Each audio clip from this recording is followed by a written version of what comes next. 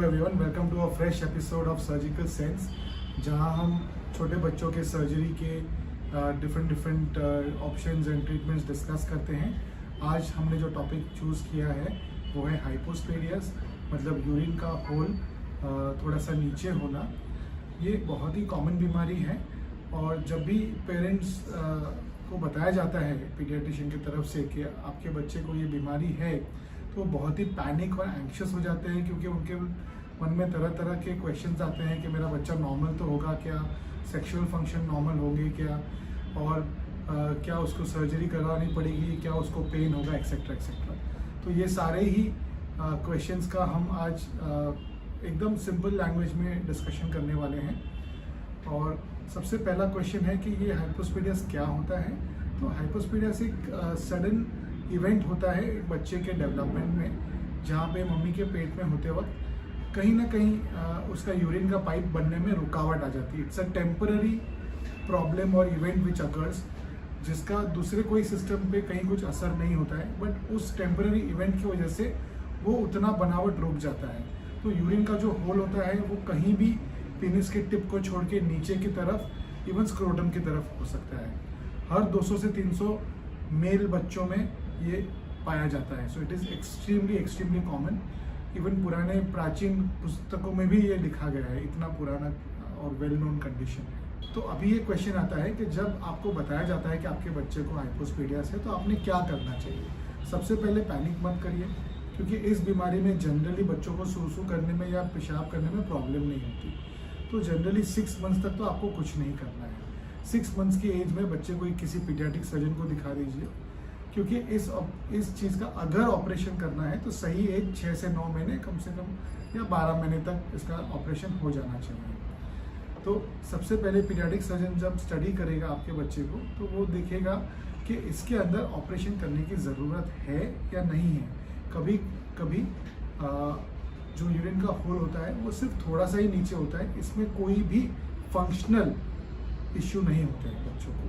तो अगर functional issue नहीं है तो सिर्फ कॉस्मेसिस के रीज़न से सर्जरी यूजुअली करानी ज़रूरी नहीं होती है। तो बहुत सारे केसेस में सर्जरी की रिक्वायरमेंट, जिसको माइल्ड वैरायटी कहते हैं, उसमें सर्जरी नहीं करवानी है आपको आपके बच्चे के लिए।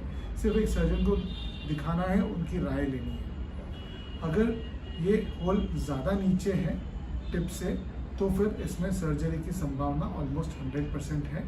और काफ़ी बार not just whole but penis में भी एक बेंट होता है या एक कर्व होता है, और इसका भी ट्रीटमेंट होना इतना ही इम्पॉर्टेंट है जितना कि होल का टिप पे होना। अब मैं आपको बहुत सिंपली बताऊंगा कि ये सर्जरी में क्या होता है। सबसे इम्पॉर्टेंट है पीनिस का स्ट्रेट होना।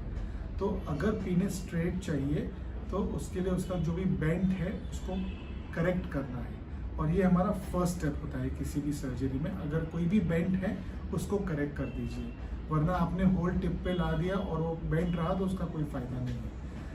अगर बेंट करेक्ट हो जाता है उसके बाद वो होल टिप पे लाना है, जिसको हम यूरेथ्रोप्लास्टी कहते हैं। तो यूरेथ्रोप्लास्टी ऑपरेशन में जो भी लोकल टिश्यूज़ अवेलेबल हैं, वहाँ पे जो भी स्किन अवेलेबल है, जनरली उसी को यूज़ करके हम एक नया रास्ता, एक नया पाइप बना देते हैं जो पीनिस के बिल्कुल टिप तक आ जाता है, और इसके बाद पीनिस लगभग किसी भी और बच्चे जैसा कंप्लीटली नॉर्मल दिखता है। तो फर्स्ट थॉट जो आता है किसी भी पेरेंट के माइंड में कि ये सर्जरी कितना बड़ा सर्जरी है, कितना पेन होगा। ये सर्जरी थोड़ा लंबा चलता है, 2 से 3 घंटे चलता है और थोड़ा बहुत पेन होता है, लेकिन जो हम पेन किलर्स देते हैं वो जनरली सर्जरी के बाद इफ़ेक्टिव होते हैं, एंड 1 या 2 दिन या 3 दिन में बच्चा घर भी जा सकता है। कभी कभी बच्चों में हम कैथेटर भी रखते हैं, मतलब एक पाइप रखते हैं प्लास्टिक का, और ये पाइप हम 7 से 15 दिन में निकालते हैं।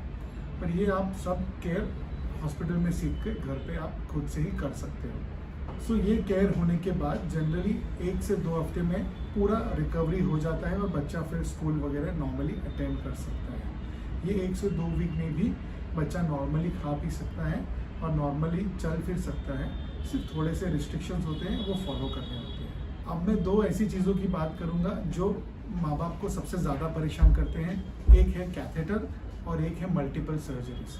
सो बहुत सारा इन्फॉर्मेशन इंटरनेट पे आपको मिलेगा कि हम बिना कैथेटर के सर्जरी करते हैं वगैरह, सो बिना कैथेटर का सर्जरी हम सभी सर्जन्स करते हैं जब वो रास्ता जो बनाना है, यूरेथ्रोप्लास्टी जो होनी है, बहुत छोटे डिस्टेंस के लिए है और उसमें कोई पेनिस का बेंड नहीं है, जो समझो आप एक 20 to 30% केसेस में हम कर सकते हैं।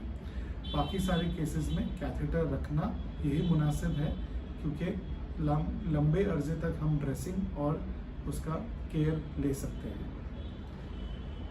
मल्टी स्टेज सर्जरी हम तभी एडवाइस करते हैं जब पेनिस में बेंड बहुत ज़्यादा है, 20-30 डिग्रीज या उससे भी ज़्यादा है, तो हम स्टेज में ये सारा करेक्शन करते हैं। पहले स्टेज में हम सिर्फ बेंड करेक्ट करेंगे, सेकेंड स्टेज में हम वो रास्ता बनाने की तैयारी करेंगे एक स्किन ग्राफ्टिंग करके, जो वही लोकल स्किन से लिया जाता है, एंड थर्ड स्टेज में पाइप बना देते हैं जो टिप ऑफ द पेनिस तक आता है।